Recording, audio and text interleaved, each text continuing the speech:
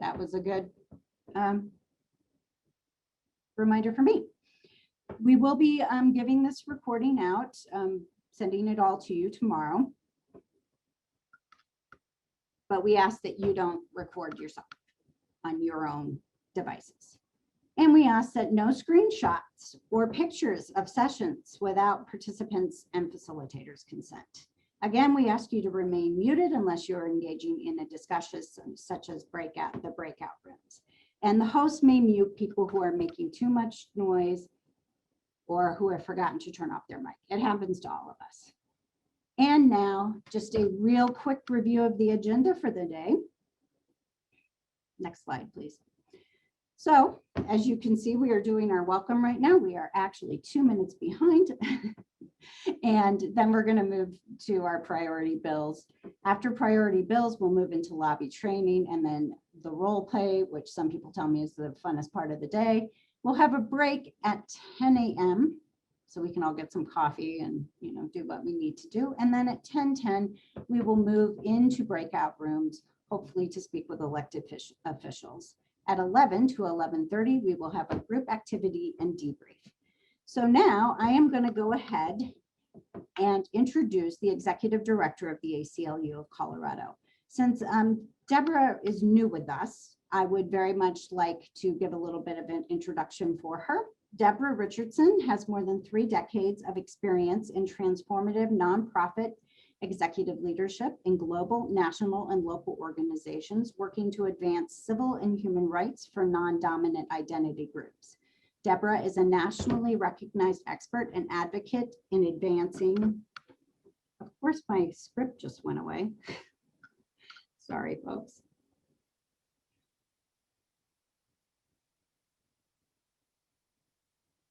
One moment.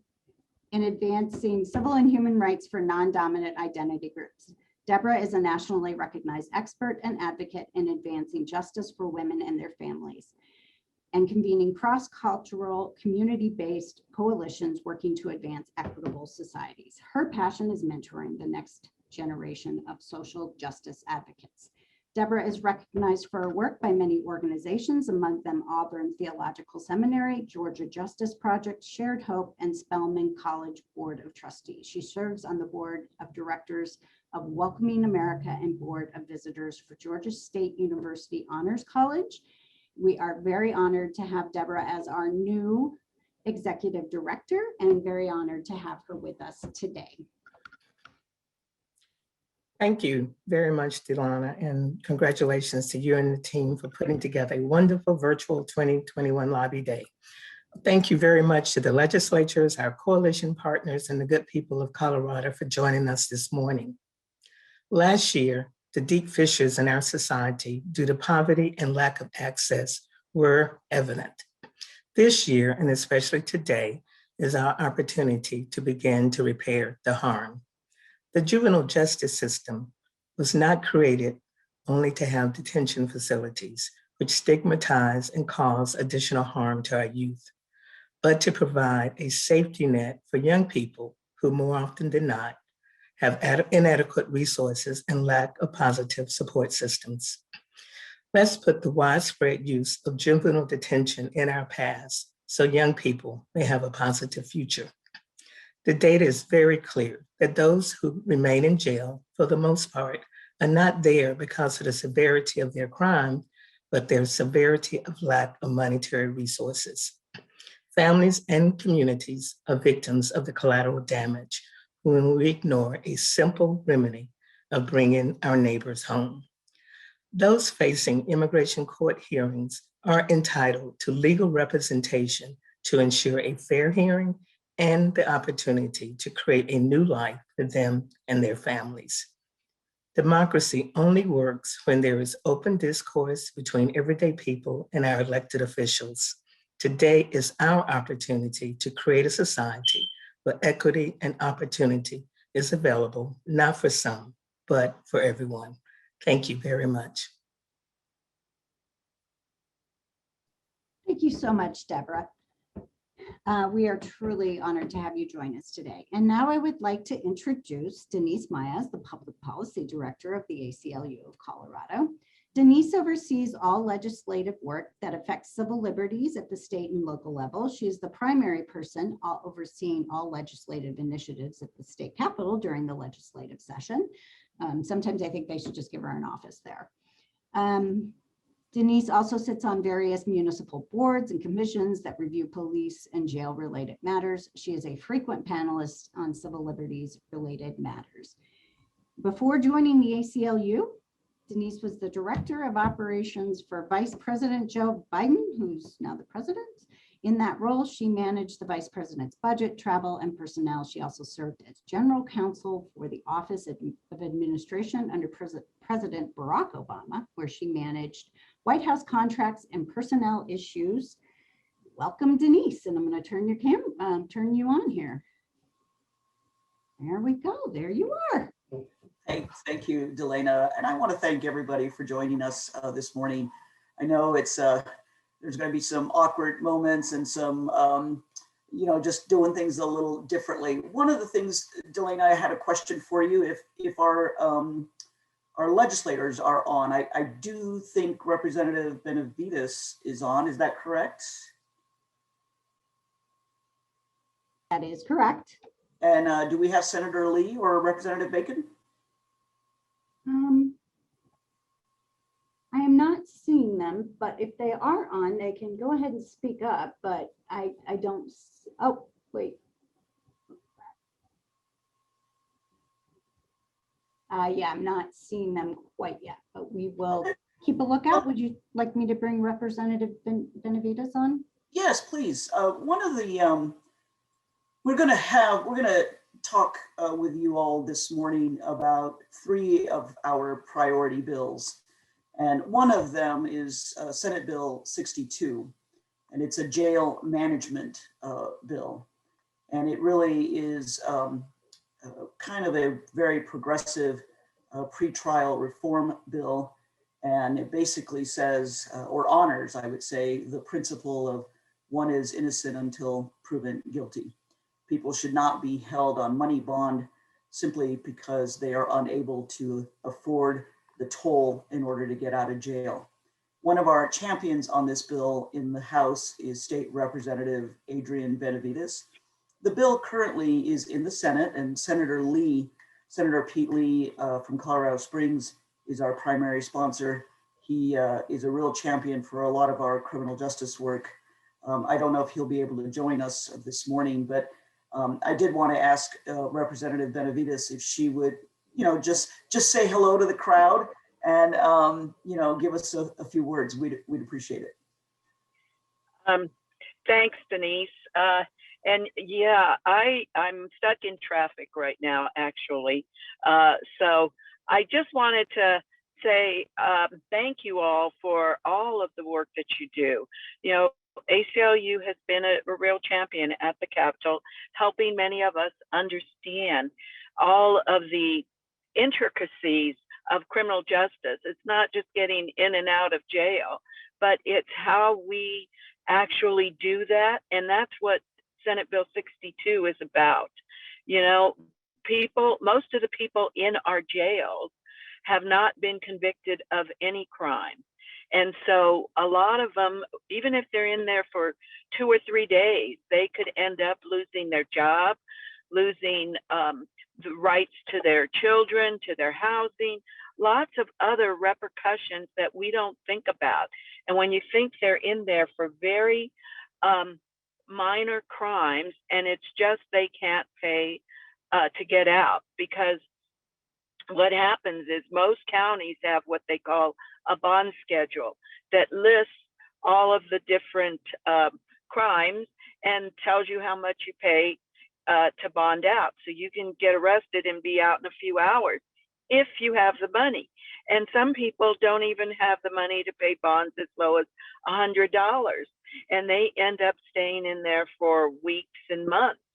So it's a flawed system, and it's also problematic for counties. That's what's a little frustrating for me. This is a way to help counties, because our counties are responsible for our county jails. The state doesn't pay for those. And many of the counties have sought to for bond initiatives to build bigger jails, when we saw during this last year, by not arresting people on these lower level crimes, that we don't have, overcrowding in the jails. They don't need new jails. So it's just a common sense measure that I hope we are able to pass this session. And again, thank all of you for your hard work, and ACLU for their hard work on this bill and many others.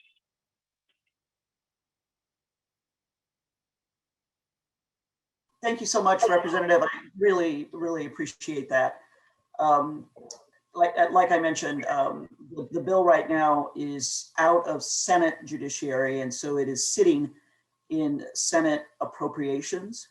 And once it passes Senate Appropriations, and it will, it then heads to the floor for a floor vote. And we know that there will be a battle on this bill. There is currently a great deal of opposition, primarily from chiefs of police, who are claiming that this bill will lead to an overwhelming uptick in crime.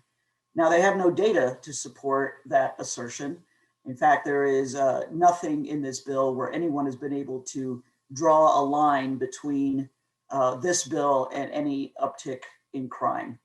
So indeed, it actually really stands for the fundamental values that we all hold deeply, like I mentioned earlier, which is which really is, we are innocent until proven guilty, and no one should be held on money bond. I know we're a little bit of ahead of schedule, Delana, but I think we can go forward and discuss our three bills.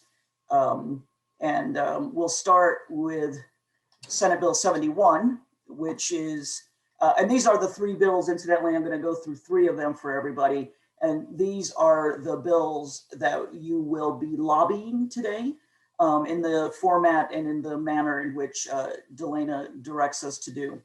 And they are really, all three of these proposed pieces of legislation really underscore our fundamental campaign and our fundamental storyline, which is to bring our neighbors home. Senate Bill 71 limits the detention of our youth. Currently in state statute, we have a limit of 327 individuals that the state can detain in youth corrections, now known as youth services. That number, 327, has been in state statute for a very long time, for many years. That's a really big number. What we noticed during the time period of COVID was that the beds that were being occupied were around the 150, 160 range. And so what we want to do with this Senate bill is to lower the current statutory number so that we never go back to the good old days of incarcerating our youth. So instead, we want to create a new normal. Let's not go back to detention and incarceration, but rather let's be realistic about who should be detained in youth services. So the current law, the current bill as drafted, will limit the bed cap to 215 beds, and also very, very significantly is it eliminates the use of money bond to incarcerate our youth. Now, we talk a lot about the inequities of money bond. You can have two individuals that have committed the exact same alleged offense, and one with money goes free and the other without money stays detained. I think that system is pretty messed up for adults. It's even more wacky if you think about it being applied to young kids. So this will eliminate money bail completely for kids. Now, here are some good reasons to support Senate Bill 71, of course. It's because most kids that are detained don't need to be. It's that simple. This will this will force, I should say, the system to really evaluate who really is a danger to community and who really should be detained and who is best left at home. Now, detention, as we all know, harms kids. There's just no way around it, and that is something that all experts agree on. Eliminating money bail is, of course, a good practice. Just like I just said earlier, it's really kind of ridiculous that we even permit money bail for our youth. Now, this bill we had actually started at a bed cap of 188. Department of Youth Services, the DAs, the counties were struggling to have a 260 bed cap number. And we absolutely were not going to go to 260. And we get it that maybe 180 was a little too drastic, a little too much too soon. And so we're pretty comfortable with the number now that we are at, which is at 215. That bill is being sponsored in the Senate by Senator Buckner. She's out of Aurora. She's been a terrific champion for kids, primarily in the education space. This bill and a couple of others she's doing now in the Senate, or she's kind of getting her feet wet, if you will, in the criminal justice realm. So this bill also passed out of Senate Judiciary, and it is in appropriations. This is actually a money saver. There will be no money spent on this bill. In fact, since we are reducing the bed cap, that then there will actually be a money savings. Now, I know in the chat you've seen reference to a fact sheet on this, so please access it as you need to for purposes of your lobbying, and not just today. Continue to follow this bill, so because we need your help. We need your help to get this bill across the finish line. We can go to the next slide. This is Senate Bill 62, which is what I was referencing earlier, and that Representative Benavides was kind enough to join us. The title of the bill is Jail Population Management, and it concerns the various measures that one can use to reduce our jail population. Before COVID hit, we had approximately 12,000 individuals in jail across the state of Colorado. More than half of those people, about 60%, were innocent. In other words, they were there pre-trial, not convicted of any crime. And again, they were there primarily because of their inability to pay the ransom, the toll, the money bond to get out. What Senate Bill 62 dictates is an increased use of summons in lieu of arrest. In other words, there are certain categories of alleged offenses in this bill that one cannot be arrested for. That instead, police will have to issue a summons, and that summons basically dictates that you come to court for your first hearing at a certain time and on a certain day. So it's summons in lieu of arrest. The types of offenses we're talking about here are primarily, well, not primarily, are non-victim related offenses. So all Victims' Rights Act offenses are completely accepted from this bill. We're talking about municipal offenses, we're talking about low-level misdemeanors, and we're also talking about lower-level felonies if this individual presents no public safety risk. It'll also decrease the use of cash bonds. In other words, there are mandatory, there are mandates that one has to be released on a personal recognizance bond.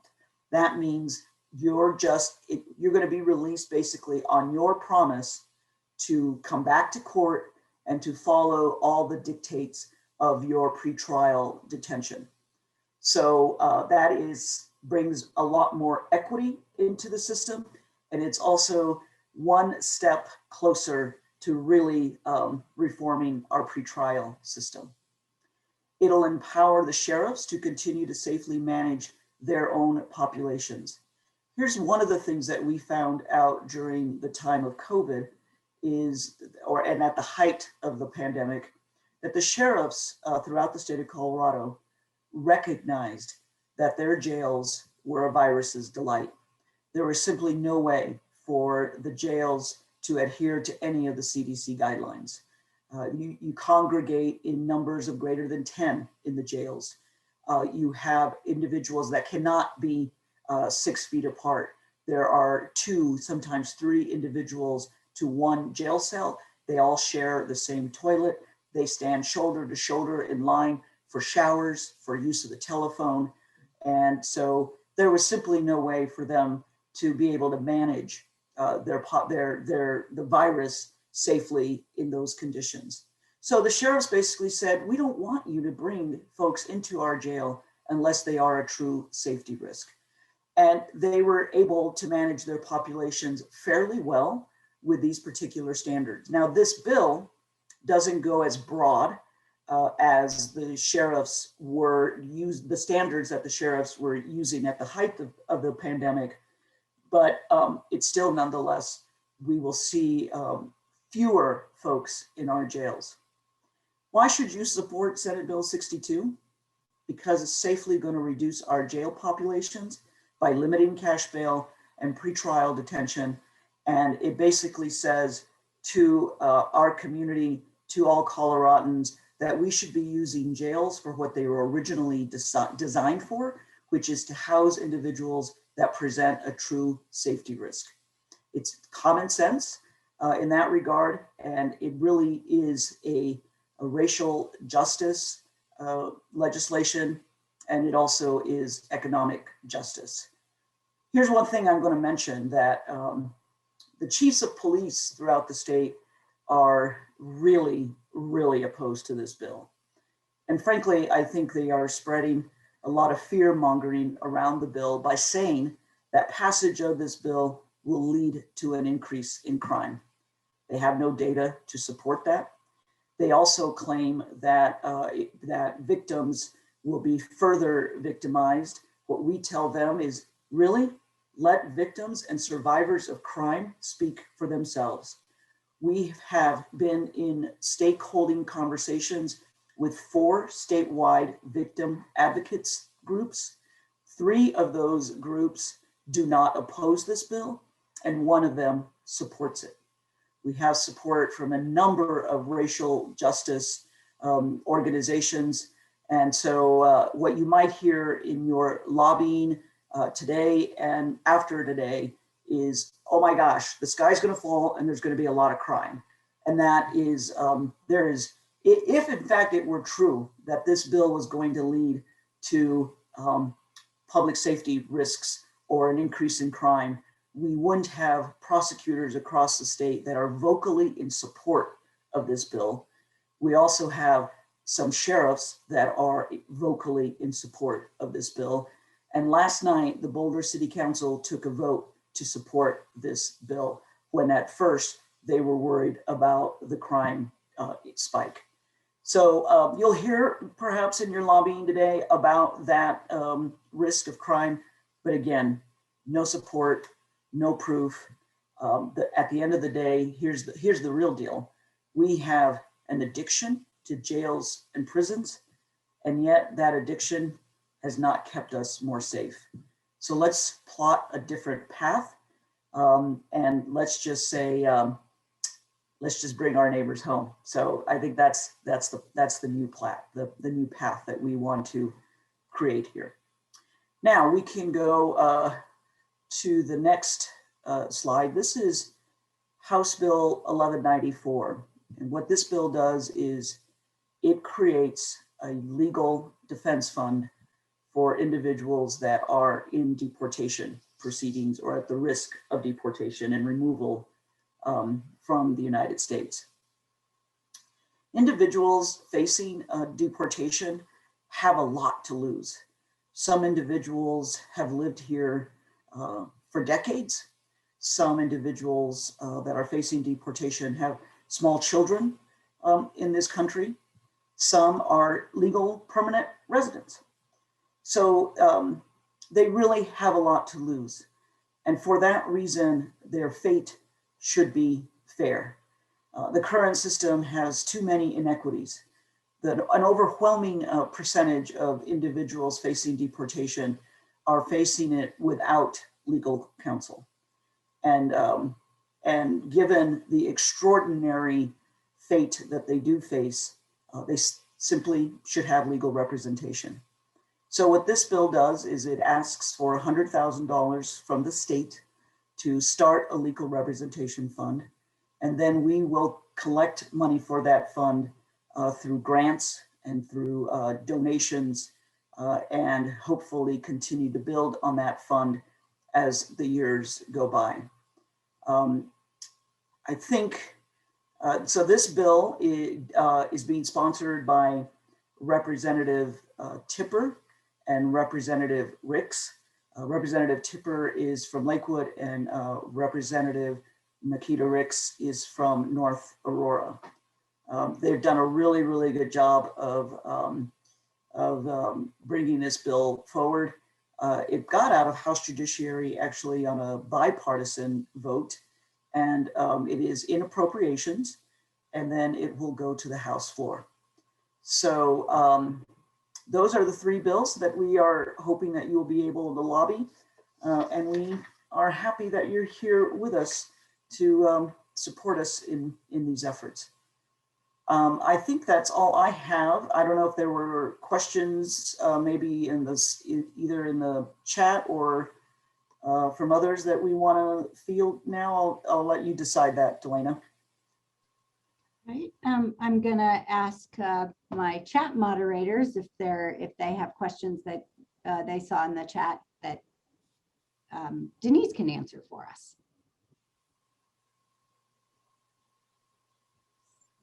One moment. Hey, Denise. We do have one question from Richard. I believe this is referring to SB 62 on jail population management. Asking, do we have any stats saying this approach has worked elsewhere? So basically, have we seen this elsewhere? Thank you, Jen, and Richard for the question. So I don't really know what you mean by has worked, but there are elements of Senate Bill 62 that are in place in different parts of the country and in different or a variety of ways. For example, New Jersey passed a really comprehensive bail reform. New Mexico just passed one. California has summonses in lieu of arrest for a great deal of offenses. So there are pieces and aspects of this bill. It's hard to do apples to apples simply because different states do things differently. So, you know, there's not the same misdemeanors here as there are in neighboring states and what have you, but there are elements of this bill that are alive and well and working in the sense that there are fewer people that are in jail pre-trial. I did see a question come up just now on the legal representation. And here's an interesting thing that if you are accused of a crime, and you do have a right to counsel under the 6th Amendment of the Constitution, but immigration proceedings are civil proceedings, and you're not quote unquote in prison, you're in detention. And so you are not allowed court appointed counsel. Your judge is an administrative one. And even though one of the points that I made in the House Judiciary hearing was, I know legally there's a distinction between prison and detention, but for all practical purposes, that is a distinction without a difference. Having visited this particular facility, it's a prison. There's no getting out. When I visited that facility, there were a lot of people that I met with that had no idea of the status of their case, what the next proceeding was, when they would see a judge. They had no lawyers. It's definitely a very, very unfair, inequitable system we have set up in our immigration courts. Is there another question for me, Jen? There is. We have a question from John. Can you give some examples of the low-risk crimes we're talking about in both 71, juvenile detention, and 62, jail population management? Sure. I can give you a couple. All municipal offenses, so peeing in the park, open container, those sorts of municipal offenses are part of this bill. Possession of simple possession of a narcotic. Those are kind of the usual ones that we use. The ones that are exempted are those that involve victims, sex offenders, and there are some firearm related offenses that are also exempted from the bill. And that's the same, and with 71, we haven't delineated specific offenses that are part of the bill. We have just said you cannot detain more than 215 kids. And that actually will force the system to allocate those beds for individuals that are a safety risk and not hold the others. I'll mention another offense that's part of 62 are things like a failure to appear. There are a lot of individuals that are arrested simply because they missed their court hearing, their court date. There's always a warrant issued for their arrest, or often they'll be arrested and then brought into jail and booked, etc. And so this will say, no, you give those folks a summons in lieu of an arrest. Thanks, boss. We have another one from Paulina. She's asking, in terms of the bill we're on our screen, universal representation, legal defense. The question is, where would the grants come from for the legal defense fund? One of there is the Vera Institute, which is a national organization. It actually granted funds to the city of Denver, and the city of Denver has a legal defense fund that is exclusively for Denver residents. And so those are the types of entities that are giving grants for these, precisely for these sort of representation funds. And they can also come from other private donors. Once this bill passes, I know that the supporters of the bill will be doing some good strategic thinking on finding out, looking in every nook and cranny and under all sorts of sofa cushions to make sure that we are able to build this fund up. One of the main entities, incidentally, that provides legal representation on a pro bono basis, so basically for free, is Remain, which is the Rocky Mountain Immigrant Assistance Network. And they estimate that a case that's in deportation proceedings runs about $5,000 a case. So if you, at the $100,000, of course, that's not a lot of cases that we can fund. So it is going to be important to continue to raise money for that purpose.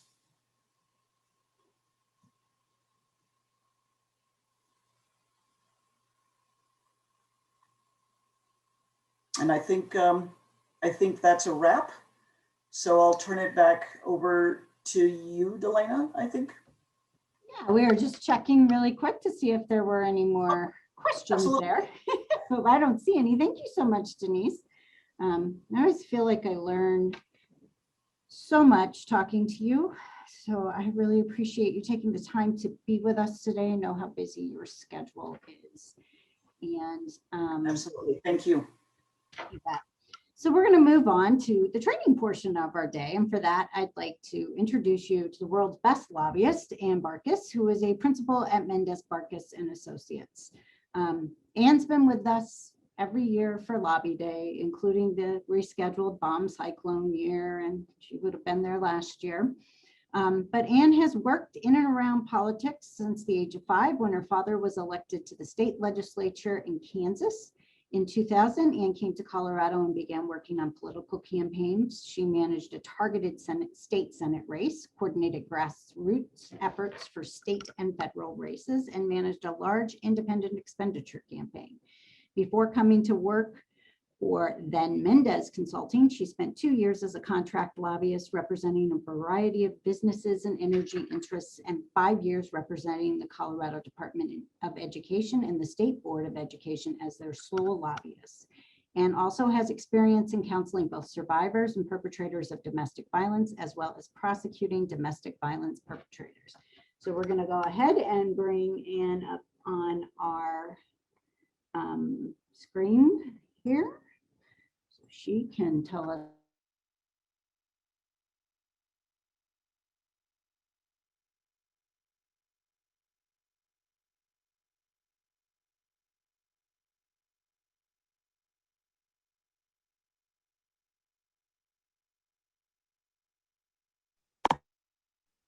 Can you guys hear me?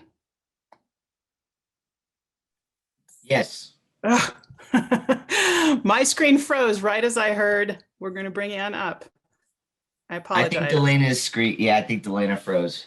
Okay. I'm unmuting myself and turning my camera on myself. Hi, everybody. Sorry about that.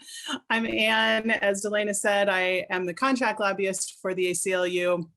And my role in all of this is to sort of help connect the ACLU with the folks in the Capitol, and that includes connecting the ACLU members like all of you with both legislators and legislative staff, and sometimes the governor's office, to try to just navigate that sometimes sticky minefield that is our legislative process, so that we can come out on the other end with better laws than we have today. So I'm hoping that I can impart a few tools and tips for you all to help us in that effort and advocate for some of the bills that Denise just told you about. I think there is a slide, although it may be coming from Delena, but if we have a slide that pops up, it might help me sort of keep track of where we are in the conversation. But I think the first thing that she wanted me to talk to you about was just how to talk to a legislator, how to lobby. And at its core, lobbying is just having a conversation about policy like you would with a neighbor or a friend. So all of the same rules apply as far as, be courteous and don't try to argue if you can see that it's just not getting you anywhere. Normally when we're doing this face-to-face with legislators, I walk through how to sort of, when they come off the floor, break the ice, share some personal details about yourself, spend a few minutes kind of just establishing a rapport with them, which will both help them relate to you, but also it will give you a minute to sort of calm down and get centered before you launch into the more difficult conversation about legislation. As I was thinking through what to share with you today, it occurred to me that the exchanges you're going to be having in this current climate are a little bit different. And so I thought it might be helpful to offer some additional tips that are specific to this year, presuming that these are phone conversations rather than face-to-face. So it's most likely that if you were to call a legislator's office, you'll get either an answering machine or an aide. So the way that I think it's probably best for you to think of this is sort of a two-step process of calling, leaving a message, trying to make that as convincing as possible for a call back, and then hopefully receiving that return phone call from the legislator. And at that point, you'd be able to have, your conversation with them. So some of the tips that I was going to offer for leaving your message to try to ensure that you have that you're leaving the information that will prompt a return phone call, or most likely prompt a return phone call. Obviously, you'll want to include your full name and your phone number. And I try to repeat that at least twice during the course of the message, just to make sure that they got it. The other thing that's very important is noting if you're a constituent. And being a constituent of a legislator will absolutely, I knew I was going out of order. Well, so this is the basics on how to talk to your legislator, how to contact them. So the message of "I am your constituent" will automatically bump you up higher on the prioritization for getting a return phone call, as well as if you can be even more specific. Hi, Rep. Harrod. I'm Ann Barkus. I live in the Curtis Park section of your district, or I live at the west end of your district near 5 Points. Just kind of giving them a sense of what part of the area you're in. If you know your precinct, that might be even better. That would demonstrate that you're slightly politically active, which they also take note of. And then the other thing, obviously, would be the bill info. You will want to try to leave both the bill number that you want to discuss, as well as the short title, which will help them just sort of recall the issue that you want to talk about. So you'll want to say, I'm calling to talk about Senate Bill 62, the Pete Lee bill around jail population management. And you can go on to say, I really hope that we get your support on that, or something to suggest, that you're calling to support it. In case you don't get a call back, at least they have heard, number one, there's a constituent calling, and number two, they support this bill. And those are really the two most important things for them to hear. And then if you know it, the last thing that I try to include when I can is where the bill is in the process and the status of that bill, because sometimes that helps to drive some urgency around the timing of when you might get a call back. If you say, I just want to talk about this bill, and it's not one that's immediately in front of them on their calendar in the next couple of days, they might not feel as concerned about giving you that call back quickly. Whereas if you say this bill is going to be heard in a PROPS, at the end of this week, and you'll likely see it on the floor a few days later, that might help prompt a return phone call. So let me back up then for the how to sign up for remote testimony. And this one, I was hoping if whoever is sharing the screen could go to the General Assembly website. Is that possible? And if it's not, I can just kind of talk through it. But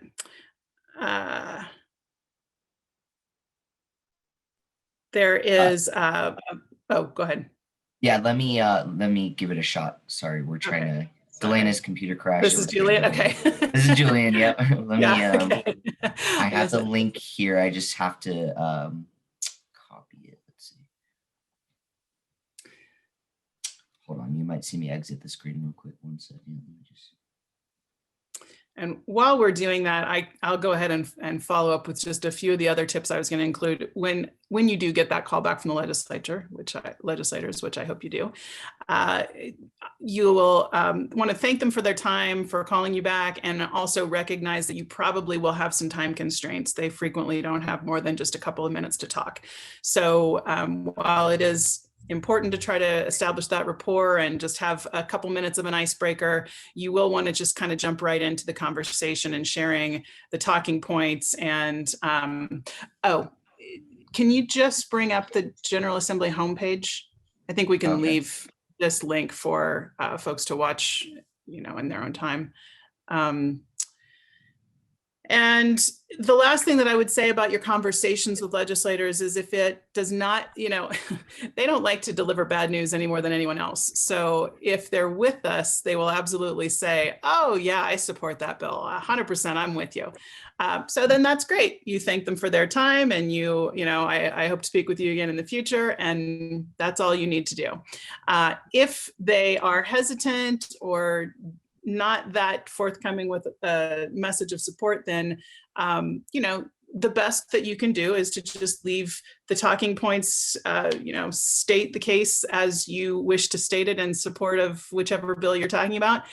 And then it's okay to say, I hope to have your support. Thank you for your time today. And you may hear things like, well, I haven't taken a look at the bill yet, or I need to do some research on that. So don't expect to necessarily have a absolute 100% answer to whether or not they're going to support the bill in the course of your conversation with them.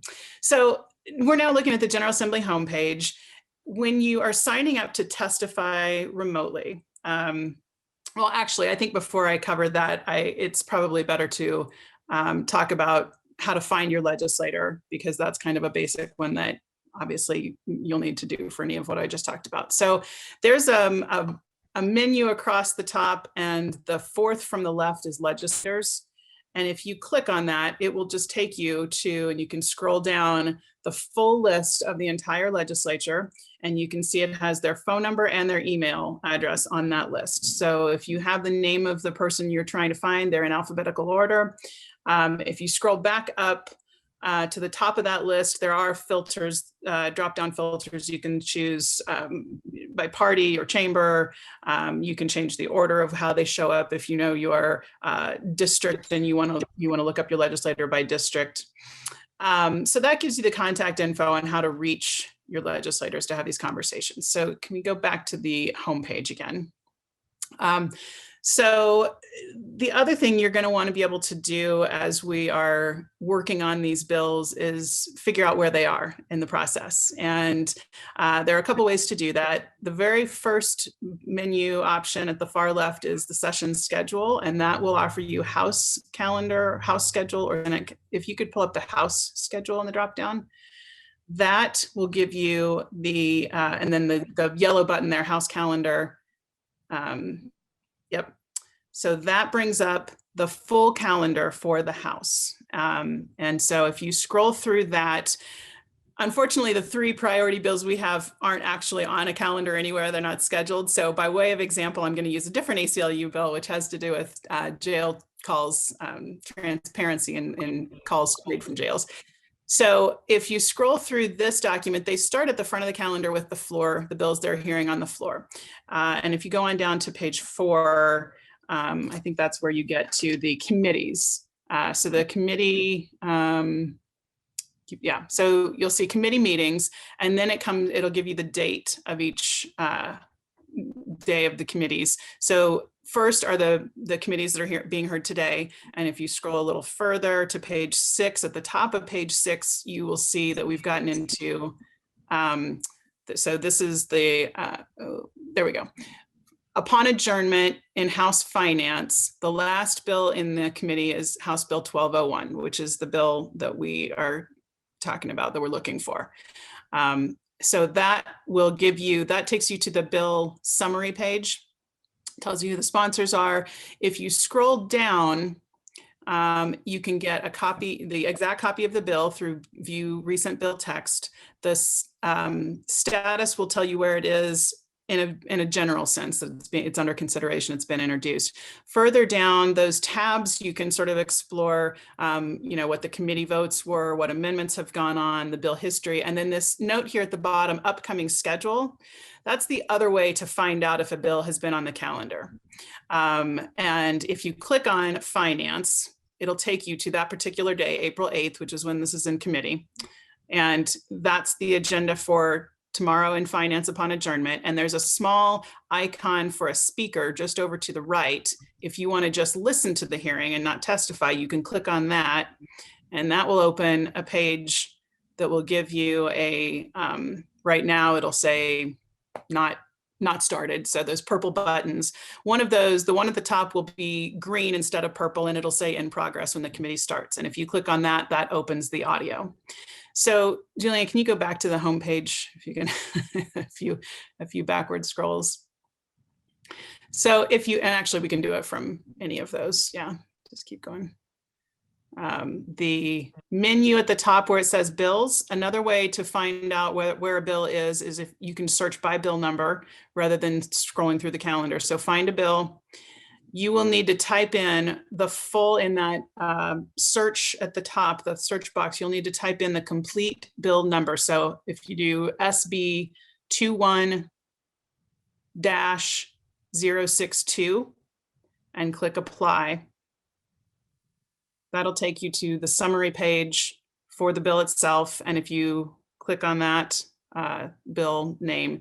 So now on this one, because it hasn't been calendared, if you scroll down, you won't see the same upcoming schedule that you saw on the other one. There is no date on that one. So that's how you know it hasn't been calendared yet. So you can check back periodically if you want to find out when, if the bill's been on the been put on the calendar, and if so, for when.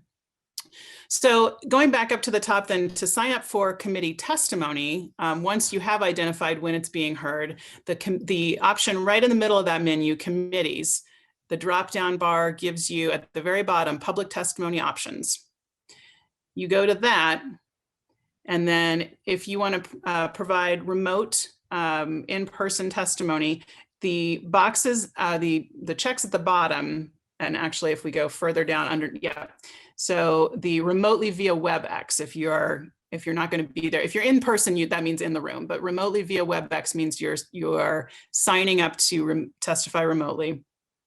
And then you'll want to click by committee and hearing item, which is the first one. And then the committee name. So in this case, let's say it's finance. We're going to testify tomorrow on the jail call bill. So that will give you a drop down, and you'll go to House Finance. You'll click on that. And the next option will be the dates, and that will bring up tomorrow as one of the options in the drop down for that upon adjournment on 4/6. And then the last one will be the hearing item, which is the bill number. So you'll choose House Bill 1201, excuse me, which is the bottom one. And once you've done that, the rest of the information on that page is your own information that you would fill out on a sign-up sheet if you were in the room.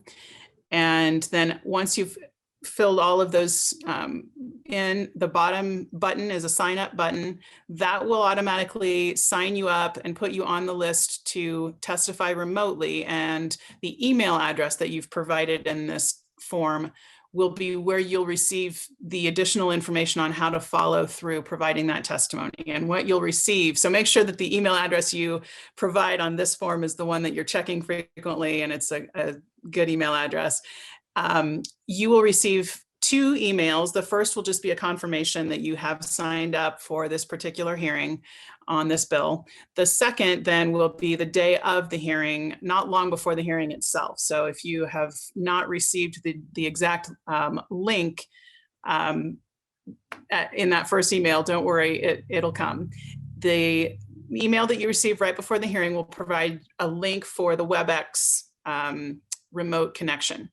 And the video that was just linked in the chat walks you through those final stages in an easier way than I could do it without actually signing up to testify tomorrow. So you can see what the screens look like, where the buttons are at the bottom to mute yourself or turn on your camera. But you'll go on to the committee hearing through that link just before it starts. And they will basically call on you like they would if you were in the room. And at that time, you can turn on your microphone and your camera and begin your testimony. And it otherwise basically operates the same. They do a pretty good job of showing you the timer that is used in the room for how much time, if they're limiting the testimony to 3 minutes, so you can see how much time you have. And then they'll ask you to stick around. They tend to be calling people in panels online, and they'll ask you to stay available for a few more minutes till the conclusion of your panel, and then for any questions from the committee for anyone on your panel. And then you can remain on through WebEx for the remainder of the hearing if you want, or you can switch back to the audio that I showed you how to get to earlier if you would prefer to just monitor the committee through their audio. So the remote testimony is one way to do it. There is also, you may have noticed in this same format, you can provide written testimony, which is similar to sending an email. It basically gives you a box where you can copy and paste or type in your testimony. And so that's another way to provide testimony for the committee on these bills.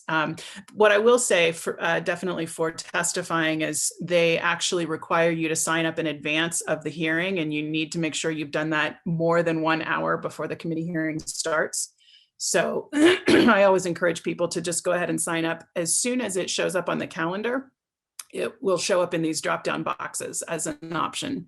So go ahead and just do it as soon as you have decided you're going to, and as soon as it shows up on the calendar. Julian, can you take me back to the PowerPoint that Delana had provided? I want to make sure I've hit all the topics.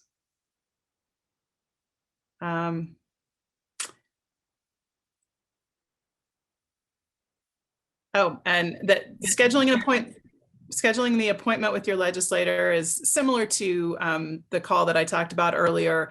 You can do that either through email or through a phone call to the office. I tend to send an email with the subject header meeting request, just to make it very clear. Usually their emails are monitored by their aides, and the aides are usually the ones who also set their schedules. So it seems to work pretty well when you can send an email designating that you're asking for an appointment. They will write back to you with some times that they're available. And it's usually pretty easy to go back and forth with whoever is setting the schedule and find a time that works. They will sometimes do it via Zoom. They have Zoom links, or they can set a phone call, or they are allowing people into the Capitol. If you go in, they'll take your temperature and give you an armband, and you have to wear a mask, but you can meet with them in person if they're willing to do that, and if that's what you choose to do. I think I kind of breezed through that pretty quickly, but are there any other questions? Oh, yes, sorry, Helen is right. The upon adjournment is a little bit tricky because it is dependent upon when they finish their work on the floor. So it's not, the afternoon committees have a designated time. They usually start at 1:30, but sometimes 2 o'clock in the Senate. Upon adjournment, I usually estimate is around 10:30, but you really sort of have to watch the floor and of whichever chamber you're working on, and just kind of monitor whenever they finish. It's usually about 15 to 20 minutes after they finish on the floor, they'll go to their upon adjournment committees. Ann, it's Delana, back from internet. I don't know what to call it. You scared me, Delana. I thought it was on my end, so I was glad it was. I was like, oh, great. So, do you know, we had a question, and because I was, in the void, I'm not sure if it was answered about why our bills are not calendared yet. Did you?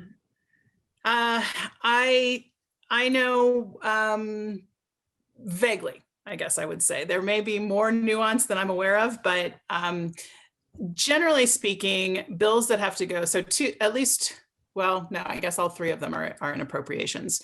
Generally speaking, most bills don't pass out of appropriations ahead of the long bill, which is the state budget bill. That bill was just introduced on Monday and is actually being discussed in the Senate today and tomorrow and Friday.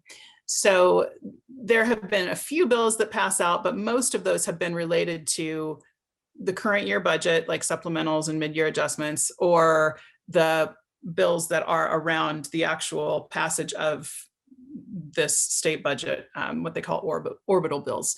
So it's not unusual for bills to go through the first committee and then sit in appropriations for weeks, if not months. So I don't necessarily take any concern to that. And that's pretty standard for how things operate. So we should just keep checking the schedule on those three bills to see when they'll be in committee, and kind of go from there. Yeah, I think probably the simplest way to just kind of keep an eye on things when you are wanting to know when something's being heard in committee is to go on to that find a bill option and type in the full bill number, and then just scroll down and see if it shows anything on the upcoming schedule section of that page. All right, well, great, thank you. And I'm just going to make sure we have no more questions for you, sorry. All right, great. Thank you so much for taking the time to be with us today. We really do appreciate it. And we're going to go ahead and move on. And I am trying to start my video now. It's always fun. Technical things are fun, aren't they? 1 second, folks. We'll get everything going here. There I am. Thank you, Ivan. Ivan, on our communications team, stepped up quickly to help me out with all this video stuff today. And I want to thank Julian for taking over after our internet here at the office went down. This is our virtual life, and someday we will be in person again, and we will still be doing things virtually though, because we like the accessibility of virtual. So thank you all for sticking with us during that little problem there. And thank you, Anne, for helping us out again. And so in 2019, when we were in person, we asked people what their favorite part of Lobby Day was. And they said it's this next part, the role play. And, you know, I am thrilled to introduce the campaigns department. They do this very well because they are a department full of characters that I enjoy working with every single day. So the campaigns team consists of Julian Camera, who is our field organizer, Jessica Howard, our racial justice campaign coordinator, Cassandra Rendon Morales, who also was a big part of making this day happen, our reproductive rights campaign coordinator, Jennifer Samano, our electoral campaigns and organizing person, and Anna Timu Ating, who is our immigration campaign coordinator. So I'm going to bring them up on video one by one. And it looks like Ivan's helping me. Just give us a second here. And you all should start your video for whoever needs to be on now.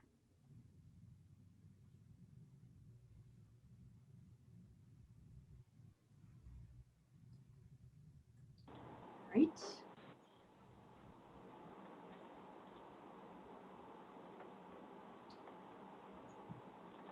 Who is going first in the role play? Why don't y'all just tell me? Oh, it's me.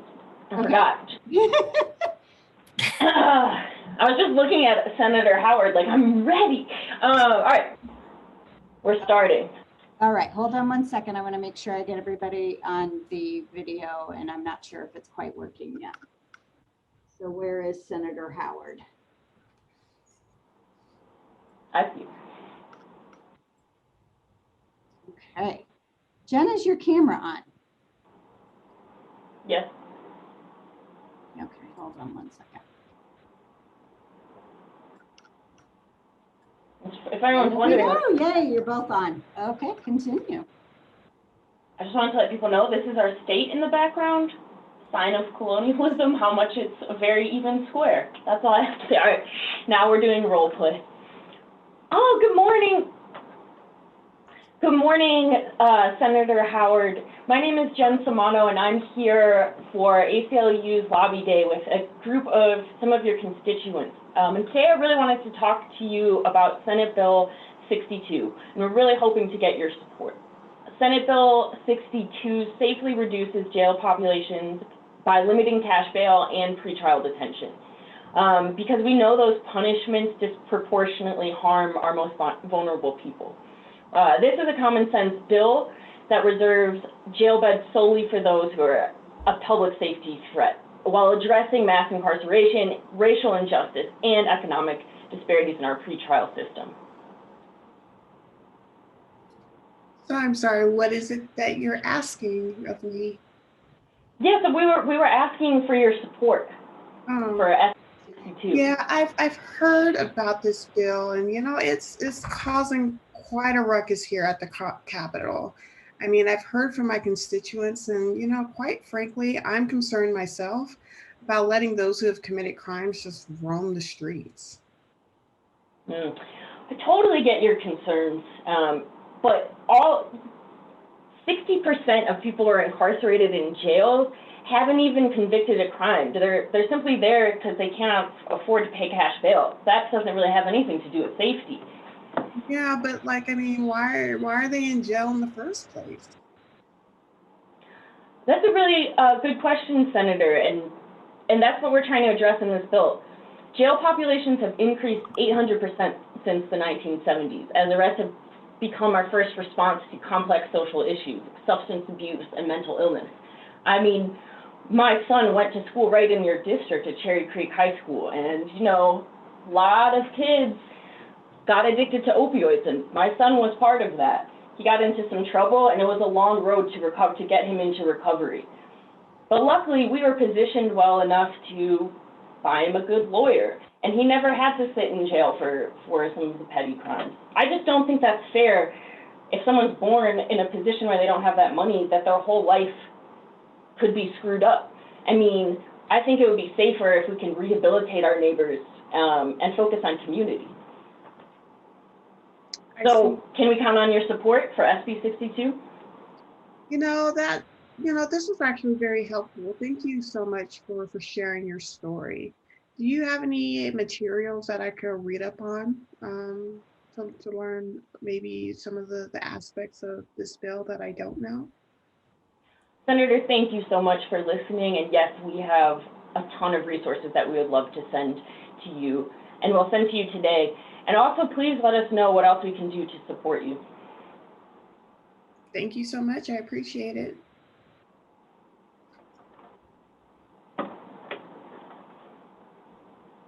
All right, thank you so much.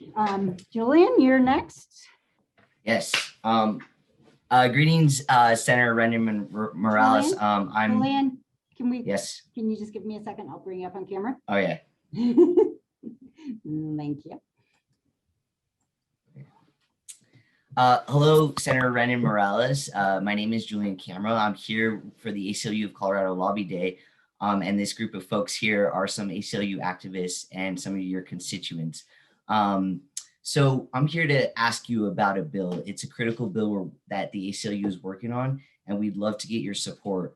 So state law currently caps beds in our juvenile services facilities at 327. And during COVID, the max number was lowered to 200. So this bill would make it state law to cap the number of total beds at 215 and eliminate money bail for kids, which makes complete sense. Kids shouldn't have to pay money, especially when they might not have it. Personally, I live in your district, and my cousin has been in juvenile detention for years on a non-violent offense. He's received recognition for good behavior. He's ready to have a shot in the real world to finish high school and go to college. It breaks my heart to see him waste so much potential in a place where it's really not necessary for him to be. He was so young. I'm so sorry. I hear you, but this isn't, I'm not trying to be harsh towards you, but this is just something that I can't support. I can't support releasing people who have committed crimes, unfortunately. It makes no sense. And I get that you're one of my constituents, but there are other constituents in my district. And I can't, put our communities at risk. Yeah, I understand your concern, Senator. And if I may, I just want to share one more fact. The truth is 69%. We're already seeing kids roam our streets with like needles, stealing cars, vandalizing, private property, vandalizing businesses. And I just can't make this happen. This is just a no for me. Well, I'm going to leave this fact sheet with you. Feel free to look at it if you'd like. And thank you for your time, Senator. Thank you. And this next one's going to be a little bit more feel good for everyone. All right, give me 1 second and I'll bring up Anna and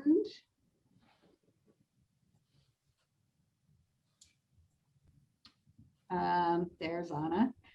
And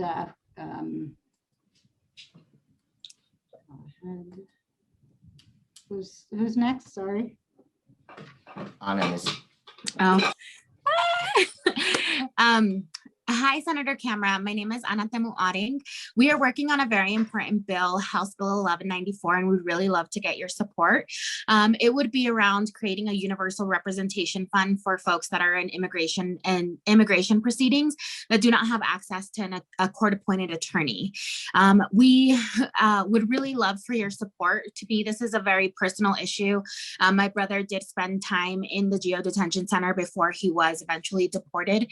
And we really want to make sure that our communities have court appointed, that have access to an attorney that can help them fight through their case. And so we would really appreciate your support on House Bill 1194.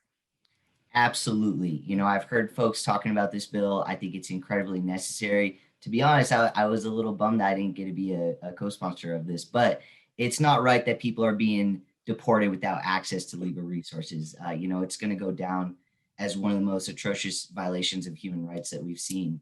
But thank you for what you're doing, and you can absolutely count on my support. Awesome. Thank you so much, Senator Camera. We really do appreciate your support. Would it be okay if we take a virtual picture with you? Yeah, of course. I'd love that. And then I go Delana. Oh, I love the virtual picture. That was a fun idea. So it looks like we are a little ahead of schedule here. Does anybody actually believe that? So this is a good idea, a good time to go ahead and give us any questions you might have so that we can answer them.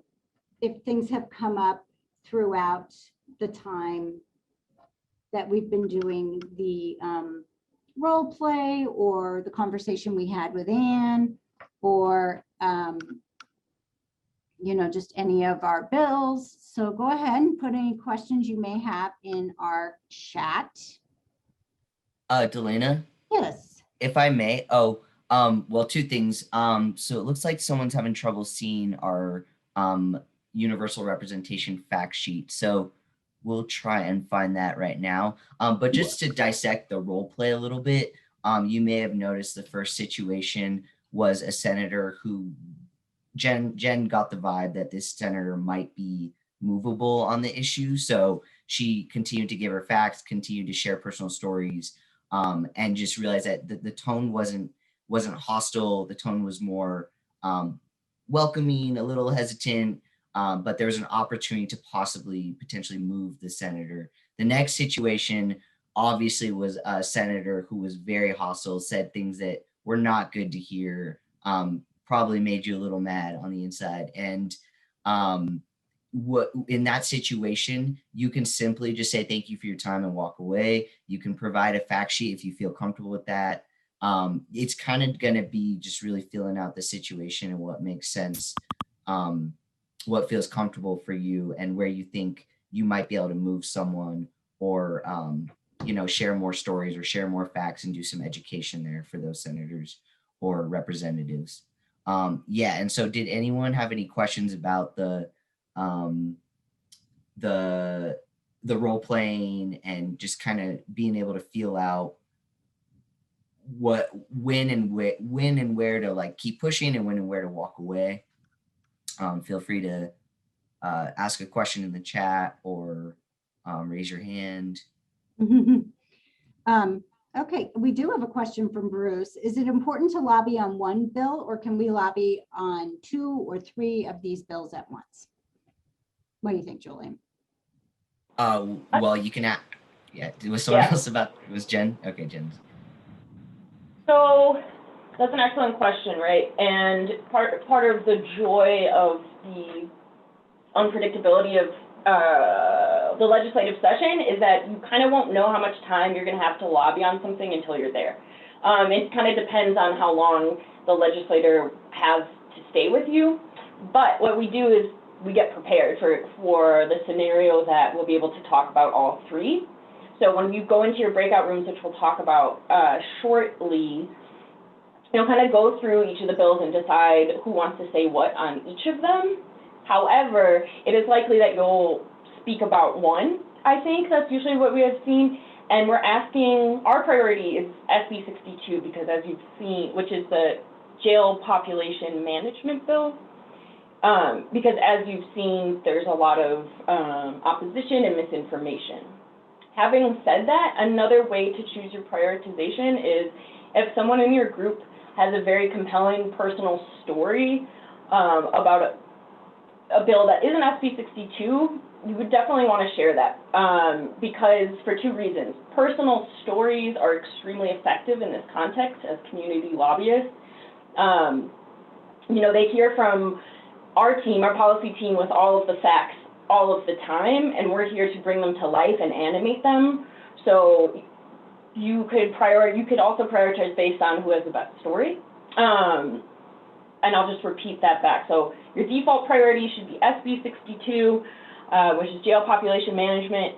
Another way to decide is who has a really compelling story that we can relate back to the districts to make it come to life. Thank you, Jen. Let me see if there's anything else that we want to. This goes off camera.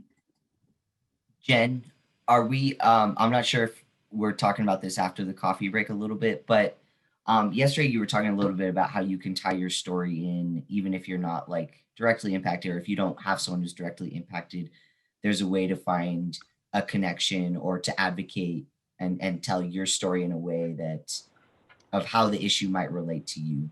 Do you remember talking about that? Yeah. So, you know, oftentimes I'll hear people who are like, I'm coming from a place of privilege. I haven't experienced like some of these social issues. I don't think I can speak on them. Or I've never been in the system or been incarcerated, so I don't think I can really speak on this except for facts. That's not true, because we're all affected by these issues if we really take the time to think about them and in a personal way. So the second part of that is we're looking for your story, not to share someone else's, right? So not, oh, I heard on CNN about this teen who was put in juvenile detention and that really affected me. That's okay, but you want to make it even more personal, right?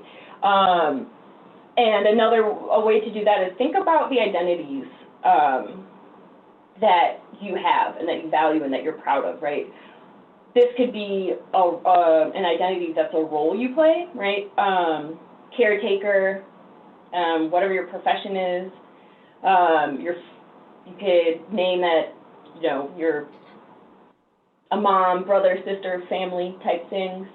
That's one way to make things personal, which I kind of demonstrated in the role play, right? I was like, well, I had a son who had an opioid addiction and went to Cherry Creek High School, right? So it's drawing those parallels. Another way to make it personal, especially in this context, is name things in the legislator's district, which you'll learn about, right? So if you are like, oh, I live in a part of Lakewood, even just saying like, oh, you know that King Soopers up on 26, I pass it every day and I see, you know, people, just try and do the like little things so that it helps, it just helps strategically, and it helps, you know, bring us back home, bring us back from the cloud of intellectual policymaking and into the neighborhood. And yeah, a way to do that, I'm sorry, I have one more point there. I think that's it. Did I miss anything, Jules? No, that was great. And, oh, sorry, that is what it was. You are, the last thing I wanted to say is basically, you guys have expertise in your lived experience, which kind of sounds like, what? But it's valuable, and kind of take ownership of that. Like, I'm here, I live here, I'm affected by this. This is how. Great. Well, thank you so much for putting these role plays together and for all these tips and tricks. We are now only 1 minute from our planned break at 10. So this is your chance to go get some coffee, a snack, whatever you need to do. And we would like you to come back at 10:10. And it is fine if you want to stay on the Zoom.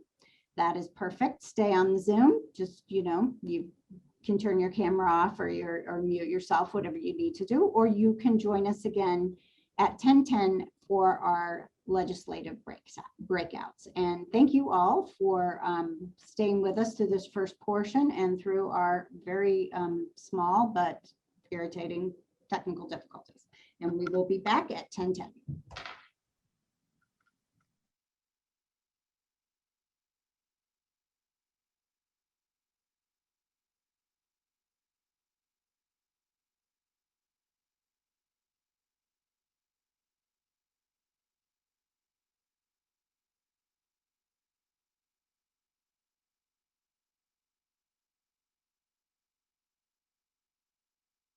Is simply a strategic, targeted conversation with an elected official.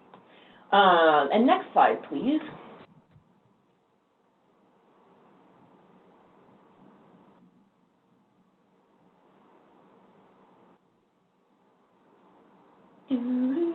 Okay.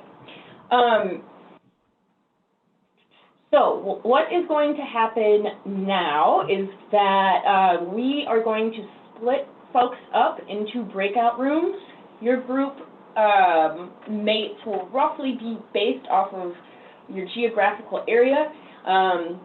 We are in the process of putting you in groups right now. You know, we kind of have to do it day of to make it best. But in your breakout groups, you will have a lobby leader.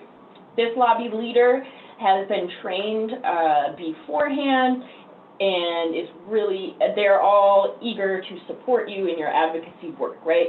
Because we are showing up today as community advocates. We're not showing up to be policy experts or gum-chewing lobbyists, right? We're showing up from community. And so your lobby leader, when you go into your groups, this is what it's going to look like. That is the agenda on your screen. So you'll spend the first 10 minutes or so saying hello to each other, doing the human thing, even though we're virtual. And then you'll also take a look at your target legislator. We are only talking to senators. Those are all of our targets, which is actually really nice, so you don't have to worry about screwing up the title. All senators. And you'll take a look at them, you know, see what committees they're on, where do they have jurisdiction over, those sorts of things. Look at their faces. And then you'll go around 10:20, and your lobby leader will take you through your roles worksheet.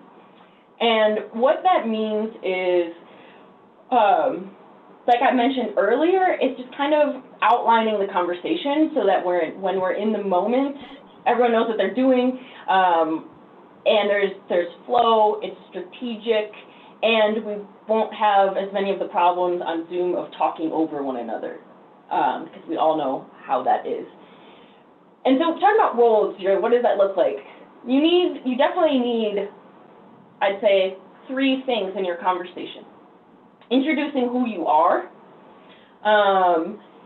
making the ask, which is, will you support this bill or these bills, and thanking them and follow up, right?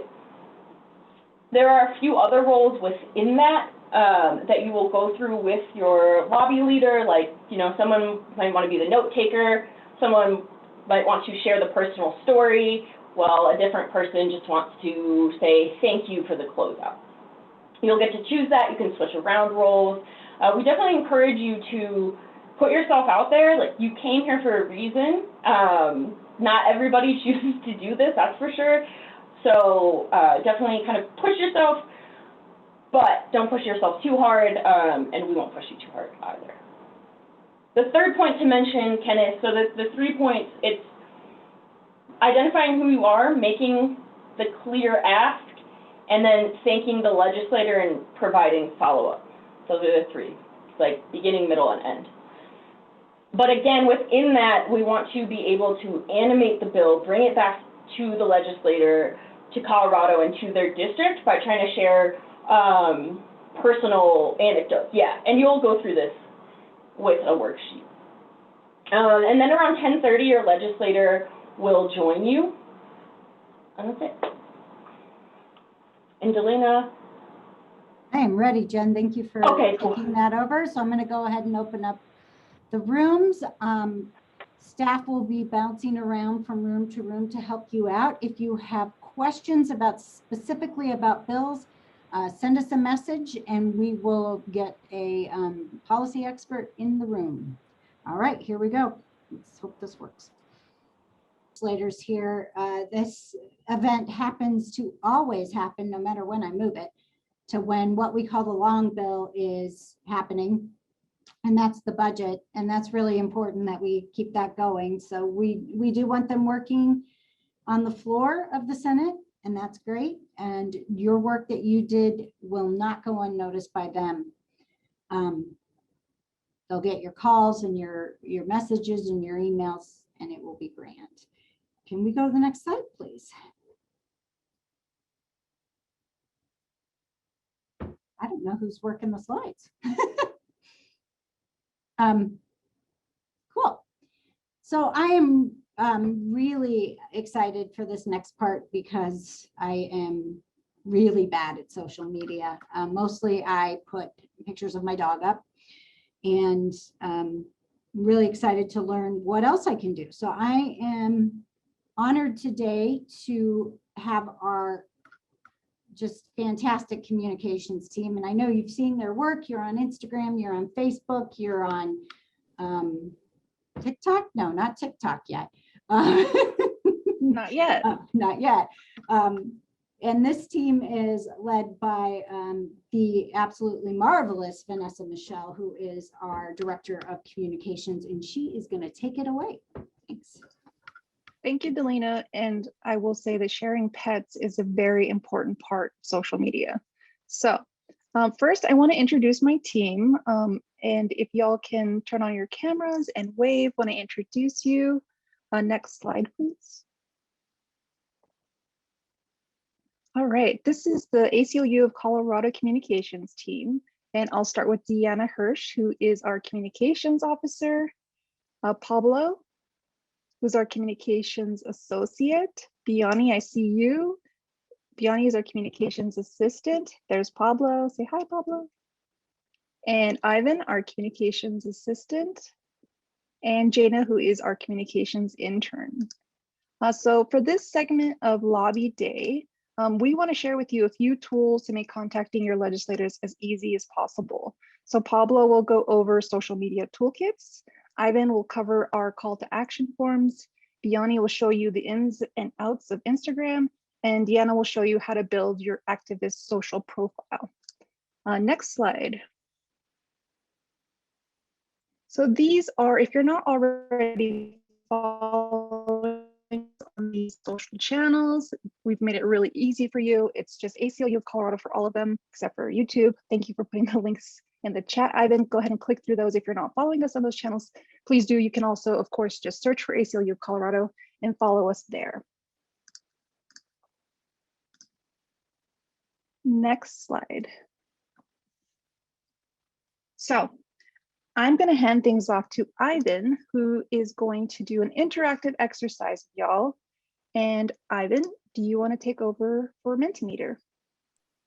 Yeah, so thank you very much, Vanessa. And we're going to do an activity called a word cloud. So most folks have probably seen a word cloud before, but if you haven't, on your screen right now is an example of what one would look like. And we get to create our very own all together with the folks in the audience. So next slide. Perfect.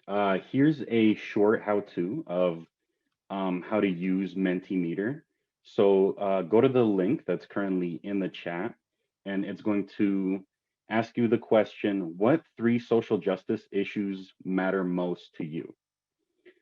So please type in your 3 answers, click submit, and then once some answers start rolling in, we will take a look at what our word cloud looks like. Awesome. Thank you, Cass, for putting that in the chat. Yes, so the link is in the chat for folks to click on.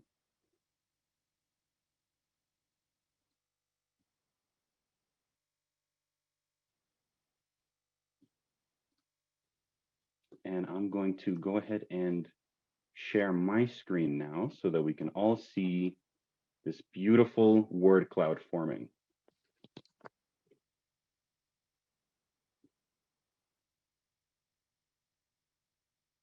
Fantastic. Thank you, everyone who's participating.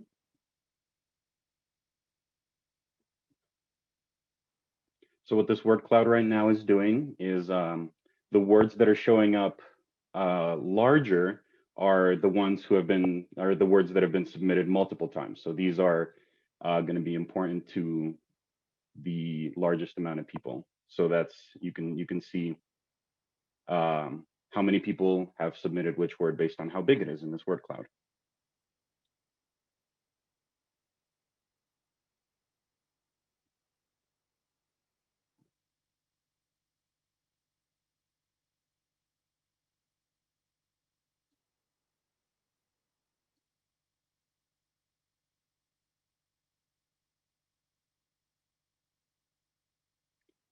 Fantastic.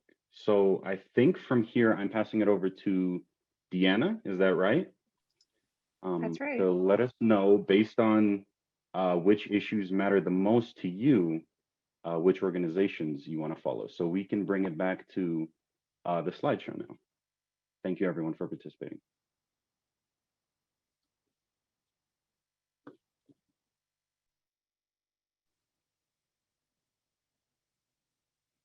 Thank you, Ivan. And so welcome everybody. It's so awesome to be with you again for another lobby day.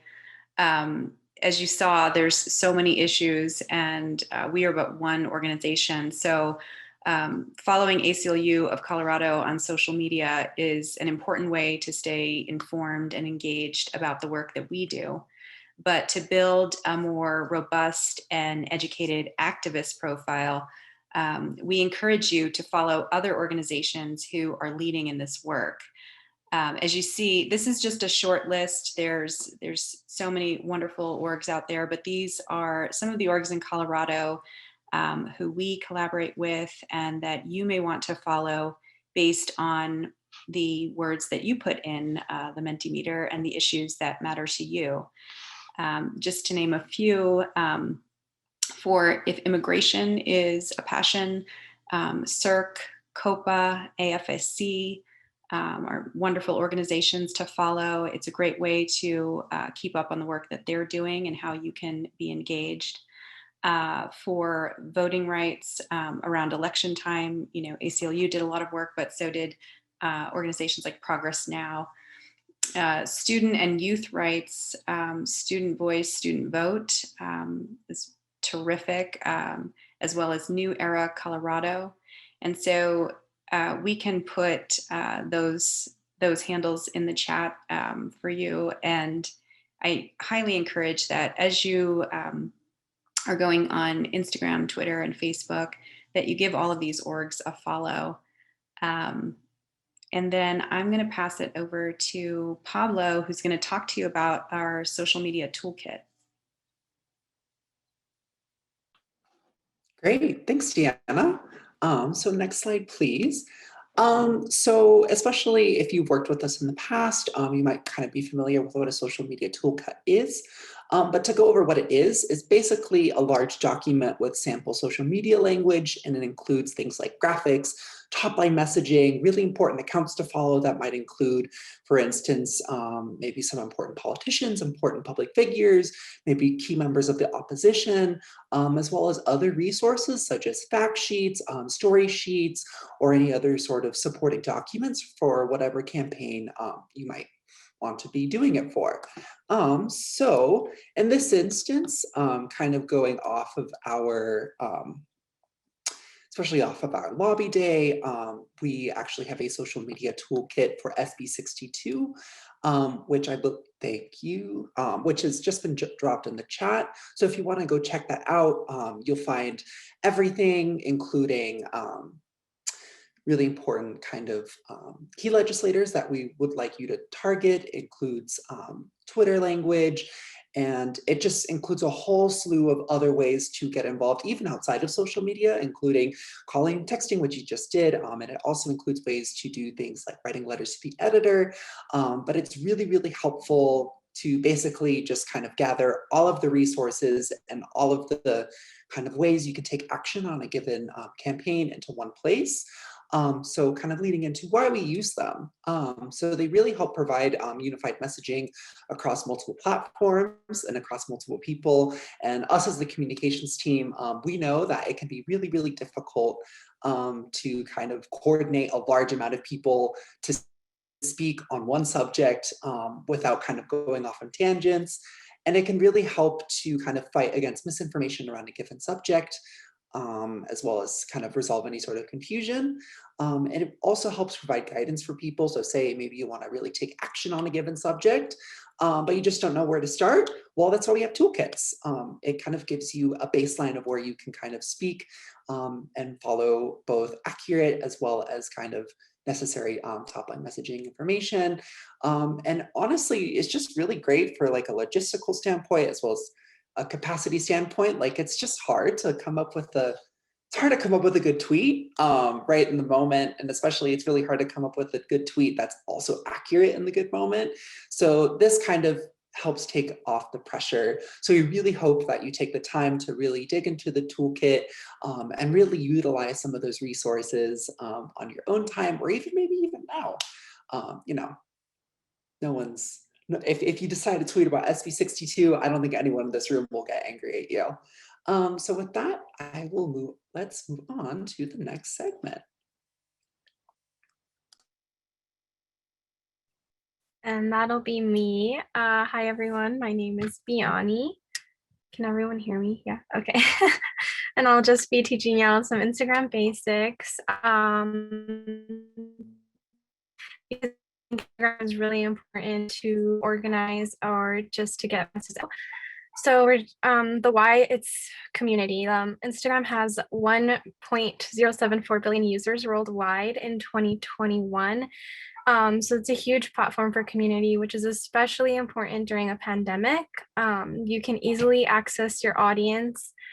And this comes in handy when you have a very quick call to action, and it's a great tool to reach legislators or other people in power that you might want to speak to and can't get a hold of. Like today, we had that, that issue of, oh, well, we can't meet with them here, so why not at them on social media? It's a great way to ask questions and get your voice out there.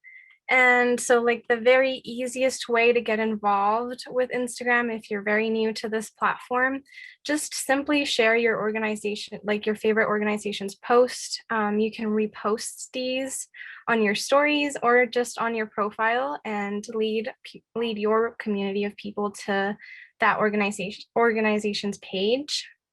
And you can create community and engagement with your stories. If you go to the next slide, I think I have pictures on there. I'm not sure. So you guys can kind of, yeah, there we go. So here's an example of sharing an organization's post. This is one of our posts, and you simply just hit that button and you can put it on your story. And then you can engage with your community by using polls or quizzes or questions. If you have a question for your community that you want to know if other people have the same question, ask it or have a poll. Sorry for my dog, he's always barking. And then another huge thing that I want to just talk about quickly about Instagram is setting up links. It's very important that you don't put links in your Instagram captions or anywhere else on Instagram. It's a really weird thing. So you have to put those in your bio. If you have a call to action, if you want people to go somewhere, you're gonna have to do some work, and that's the only crappy part about Instagram, is that you're gonna have to put that in your bio and make sure you're leading people to the correct place. But some really cool tools for that is Linktree. You can get a Linktree and have all the links up like we do here. And some other tools, we're not all graphic designers like Pablo. He's amazing.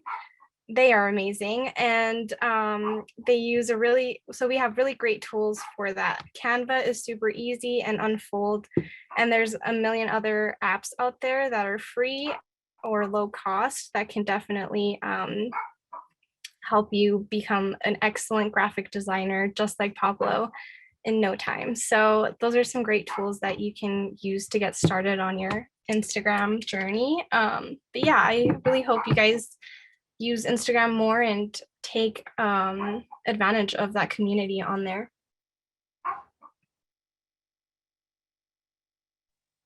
Awesome. Thank you, Biani. So we definitely want to talk about calls to action on social media. Normally, when the ACLU of Colorado posts a call to action, it'll look similar to this. It'll have the words "take action" or "take action now" on it, and in the actual language for that post, you can normally find a link where you can help us and take action. So this is a chance for you to really act on the issues that matter the most to you, and you get to make a difference in Colorado. Here's our most recent call to action, and it's asking you to send a message to your legislators to urge them to support Senate Bill 2162, which is the one we've been talking about for a lot of Lobby Day. And so you can find a link to this call to action in the chat, hopefully, and it's on your screens as well. And so we would like for you all to take a minute or two to just fill out this call to action and notify your legislators that this is an important issue to you and that they should support SB 62. So please do that now. And then once you've had a chance to fill out that call to action, we really ask you to share the call to action on social media as well. And you can use our social media toolkit that we talked about earlier to find all the important links that we're talking about, as well as this call to action. And then in there also, you will find the social media contacts for 4 very important legislators that need to hear from you about this issue. So please go to social media, share this call to action, and make sure to tag those legislators in your social posts. And now I will be passing it over to Helen Griffiths, our public policy strategist.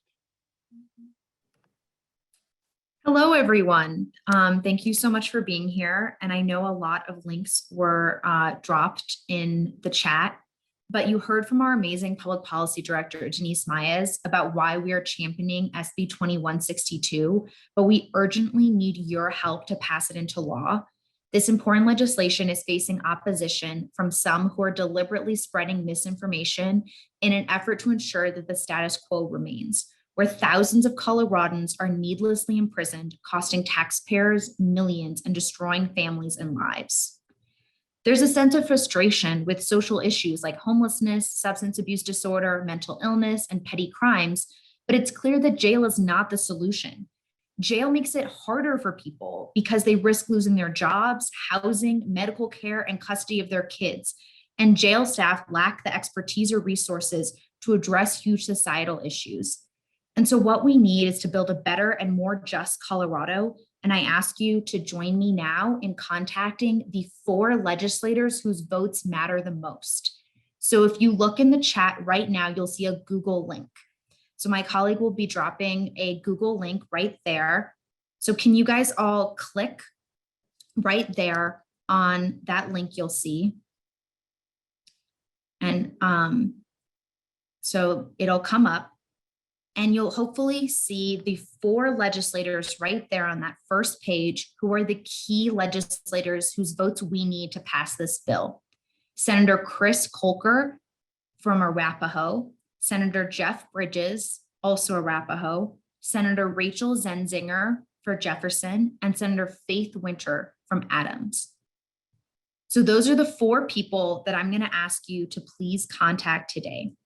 So what we're going to do really quickly, because I know we don't have a ton of time, but what I would love for us to do is if you can go to page 3. So let me know in the chat if any of you guys, are on page 3. Why are these people so important? That's a great question. These 4 legislators are the 4 Democratic legislators. They're progressive. They ran on a platform of racial justice, of ending economic disparities, and yet they are not publicly in support of this bill.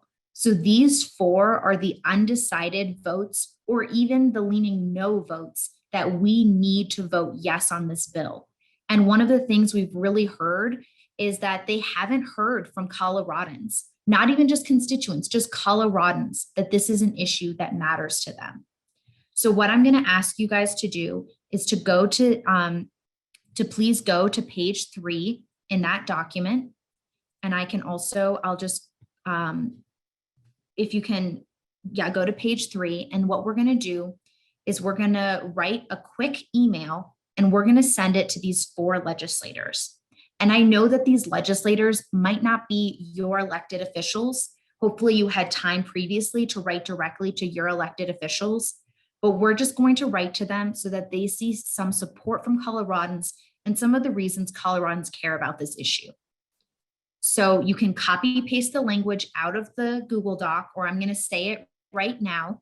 So if you have your email, your Gmail, your Yahoo, or a Word document open, let's start with Dear Senator, and we're going to put each of their last names. But Dear Senator, please vote to pass SB 2162. I urge you to support this bill because. So you're going to write, Dear Senator, please vote to pass SB 2162. I urge you to support this bill because. And then write one reason why you support the bill. I'd love to see in the chat, I've heard in some of the breakout rooms, people talking about this bill. Why do you support it? What's a quick, easy reason you support the bill?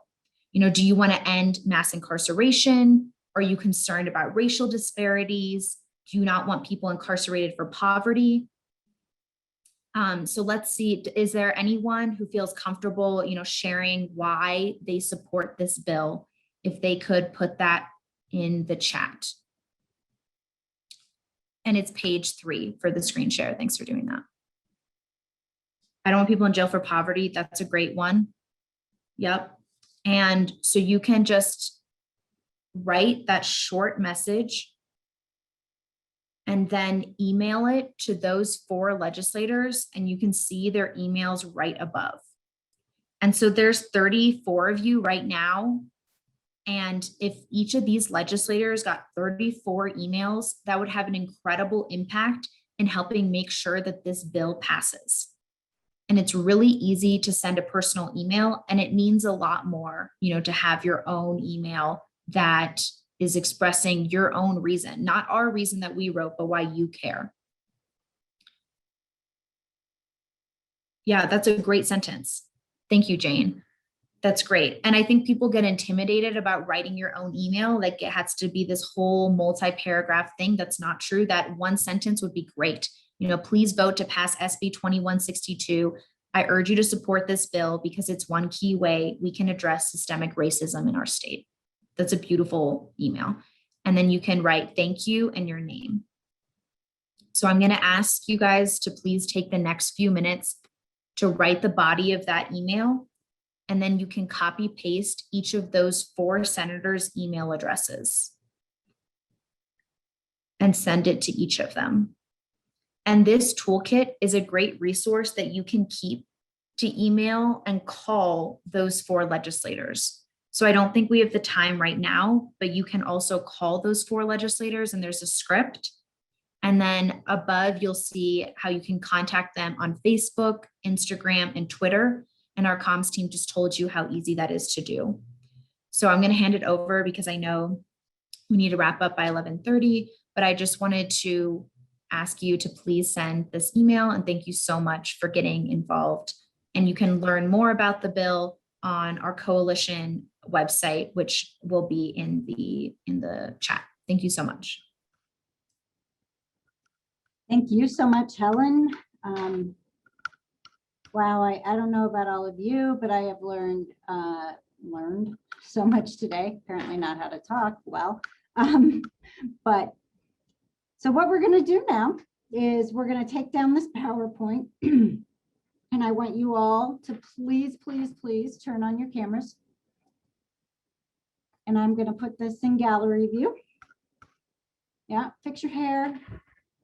I should have given you a warning. Put some lipstick on. We are going to take a lobby day group photo. We usually do this on the steps of the Capitol, but since we can't all be together today, we're going to do it anyways. And this is going to be great. And Vanessa, you just tell me when you have taken the picture, and then we'll move on. We're all smiling.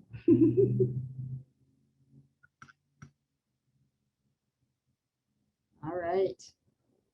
Are we good, Vanessa?